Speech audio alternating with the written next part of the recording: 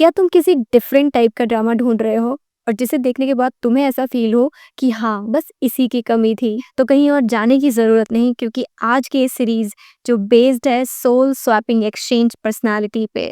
कैसी है ये सीरीज़ और क्या स्टोरी है इसकी, जानेंगे सब आगे वीडियो में। लेकिन शुरुआत करने से पहले हेलो वेलकम, मैं हूँ डॉली, मैं आपका स्वागत करती हूँ मेरे चैनल बिंदास बंदी बोल पे।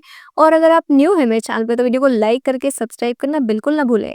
मून रिवर कहानी है एक लड़की की जो पेडलर है, वो जगह जगह जाके सामान बेचती है, स्पेशली सॉल्ट। उसके रियल पेरेंट्स नहीं है, वो पेरेंट्स हैं जिन्होंने उसे अडॉप्ट किया है और वो उसे अपनी बेटी की तरह प्यार करते हैं। वहीं दूसरी तरफ एक प्रिंस को दिखाते हैं जो कठपुतली है सारे मंत्रियों का। वो सिर्फ वही कर सकता है जो उसके मंत्री लोग बोलते हैं। क्या तुम्हें पता नहीं है क्या कि पॉलिटिक्स कैसी होती है? किंग या प्रिंस बनना कोई बहुत आसान बात नहीं है, इट्स वेरी डिफिकल्ट। आप सिर्फ वही कर सकते हो जो आपसे कहा जाता है, और अगर आप मंत्रियों का सपोर्ट नहीं लोगे तो आप कहीं के नहीं रहोगे। तो इस सीरीज में जो किंग मेकर है वो टॉप का विलन है, और वो चाहे तो आज के आज किंग को मरवा सकता है। ऐसा नहीं है कि उसने कोशिश नहीं की है, बहुत बार उसने कॉन्स्पिरेसी करने की कोशिश की है और धीरे धीरे सबको अपने रास्ते से हटाते जा रहा है। फॉर एग्जाम्पल, प्रिंसेस को वो ऑलरेडी हटा चुका है, जो प्रिंस की वाइफ होती है। आखिर वो ऐसा कर क्यों रहा है? उसे क्या हासिल होगा ये सब कुछ करके? क्या हासिल होगा? पूरा राजपाट उसके हाथ में आ जाएगा। उसकी एक इकलौती बेटी है जिसको लेके वो बहुत ज़्यादा कॉन्फिडेंट है, और प्रिंसेस को मरवाने का रीज़न भी यही था कि उसको रिप्लेस करके वो अपनी बेटी को वहाँ पे भेजेगा, और उसके बाद फिर किंग का सफाया करेगा एंड देन प्रिंस का, और बेटी तो उसकी है ही है। फिर पूरी सत्ता उसके हाथ में। दैट्स ऑल, यही है स्टोरी। लेकिन ऐसा नहीं है, ये स्टोरी नहीं है। धीरे धीरे चीजें जो है वो सामने आती जाती हैं। हमें ये लगेगा जब हम फर्स्ट के 2 एपिसोड्स देखेंगे कि यार सीधी सादी पॉलिटिकल स्टोरी है, पर ऐसा नहीं है। ट्विस्ट तो अभी आना बाकी है। उसकी जो डॉटर है वो कम एम्बिशियस नहीं है, उसने अपने पापा को भी पीछे छोड़ दिया है। वो प्रिंस के छोटे भाई जो उसका रियल ब्रदर नहीं है, लेकिन उसको वो लाइक करती है और उसी से शादी करना चाहती है। लेकिन उसके फादर ऐसा होने नहीं देंगे, ऑब्वियस सी बात है। अब जब उसके फादर ने शादी को एक्सेलरेट कर दिया है, मतलब सिर्फ 2 या 3 महीने में उसकी शादी होने वाली है, तो वो चुपचाप तो नहीं बैठने वाली। वो इतनी बड़ी कॉन्स्पिरेसी करती है। वो बुलाती है, जो मेन हमारा कैरेक्टर है प्रिंस को बुलाती है अपने प्लेस पे, और वो जाता भी है। और बाई चांस ऐसा होता है कि वो पेडलर लड़की जो होती है वो भी, मतलब उसको भी कुछ काम होता है और वो भी जाती है उसके साथ। वहाँ पे किंग मेकर की जो लड़की होती है वो प्रिंस को उसे मार देती है और मार के नीचे फेंक देती है पानी में। सुनने में कितना अजीब लग रहा है, लेकिन देखने में बिल्कुल अजीब नहीं लग रहा था। हमारा मेन कैरेक्टर मरते मरते बचता है। कैसे? क्योंकि वो पेडलर साथ में है, तो वो उसे बचा लेती है। अब यहाँ पैलेस में सभी को लगता है कि प्रिंस मर चुका है, और जो किंग मेकर की डॉटर होती है वो बहुत ज्यादा खुश होती है, क्योंकि अब उसका रास्ता साफ हो चुका होता है। वो छोटे वाले प्रिंस से शादी कर सकती है। लेकिन नहीं नहीं नहीं, उसके फादर ओ हो उसको छोड़ने वाले नहीं है। वो ऐसा गेम खेलते हैं कि जो उसका छोटा वाला प्रिंस होता है, सारा ब्लेम उसके ऊपर डाल दिया जाता है कि इसी ने प्रिंस को मरवाया है, और उसे देश निकाला हो जाता है। और जो किंग होता है उसको पॉइजन पीने पे मजबूर किया जाता है। लेकिन ये सारी चीज़ें हो नहीं पाएंगी, क्योंकि हमारा जो मेन कैरेक्टर है वो वापस तो आएगा ना, कि नहीं आएगा, कि वहीं रहेगा? ठीक है, तो वो वापस आके इन सभी को बचा लेता है।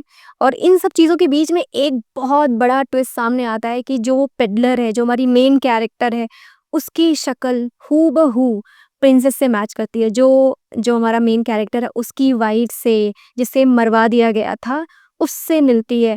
तो जब जब भी उसका सामना प्रिंस से होता है तो वो पूरा हैरान परेशान हो जाता है कि मुझे ऐसा क्यों फील हो रहा है, मैं ऐसा क्यों फील कर रहा हूँ। सो बहुत कोशिश करता है कि वो उस पे बिल्कुल ध्यान ना दे और उससे ज़्यादा मतलब ना रखे, लेकिन वो कंट्रोल नहीं कर पा रहा है अपनी फीलिंग्स को।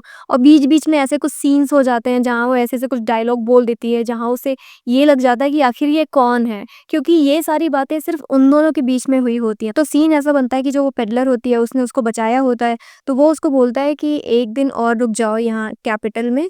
तो वो मान जाती है, क्योंकि उसके लिए तो बिल्कुल नई फीलिंग है। अब ये बात अलग है कि हर इंसान चाहता है कि वो पेडलर जो है वो यहाँ से चली जाए, अदरवाइज उसको मार दिया जाएगा। लेकिन उसे इस सिचुएशन की सीरियसनेस तो पता नहीं है, तो फिर वो रुक जाती है फायरवर्क देखने के लिए, और ये दोनों ऐसे देख ही रहे होते हैं और सडनली उसका पैर फिसलता है और ये दोनों पानी के अंदर गिर जाते हैं। ये जो हमारा प्रिंस है वो काफी ट्रॉमेटाइज्ड है, उसे फोबिया है वाटर से, क्योंकि उसने अपनी वाइफ को जब देखा था उसकी लाश को देखा था, तब से वो ट्रॉमाटाइज़्ड हो गया था और वो अभी तक नॉर्मल नहीं हो पाया। तो अंदर जैसे ही वो पानी में गिरता है, उसकी साँस जो है वो रुकने लगती है। इसमें थोड़ी वो उसे हेल्प करती है और यहीं पे इन दोनों का जो बॉन्ड होता है, वो फिर से रिक्रिएट हो जाता है। एक रेड थ्रेड टाइप का दोनों के हाथ से निकलता है और ये दोनों एक-दूसरे से बाउंड हो जाते हैं, जो कि ये चीज़ नहीं होनी चाहिए थी according to the series maker. But हो जाता है, ऑब्वियस सी बात, जो जिसके लिए बना है वो उसे नहीं मिलेगा तो क्या किसी और को मिलेगा? इस स्टोरी और हमारी इस सीरीज़ का जो मेन प्लॉट है, वो यहीं से स्टार्ट होता है कि जब इन दोनों की आँख खुलती है मॉर्निंग में, तो ये दोनों एक-दूसरे की बॉडी में पाते हैं एक-दूसरे। इन दोनों का जो सोल है वो स्वैप हो चुका है ऑलरेडी।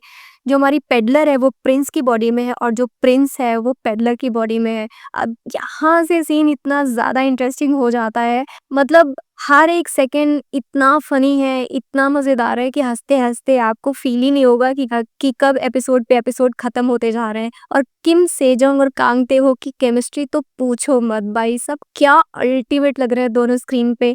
मैंने एक्सपेक्ट नहीं किया था कि ये इतने अच्छे लगेंगे। जो प्रिंस है उसके अंदर पेडलर की जो आत्मा है, जिसकी वज़ह से उसकी पर्सनैलिटी बिल्कुल लड़कियों जैसी हो गई है। वो इतना फ़नी बिहेव करता है, वो इतनी अच्छी एक्टिंग कर रहा है कि फ़ील ही नहीं होता है कि वो कोई लड़का है।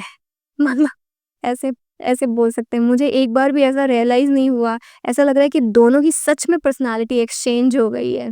टोटल 12 एपिसोड की ये सीरीज़ विकी एंड टीविंग पे अवेलेबल है। ये सीरीज़ एक टाइप का एडिक्शन है। अगर एक बार देखना शुरू करोगे तो मैं गारंटी देती हूँ कि 110% पूरी सीरीज़ कंप्लीट करने तक भी आपको फ़ील नहीं होगा कि आप देखते जा रहे हो कि आपने देख लिया है। तो मैं इसे रेट करूँगी 10 ऑन 10।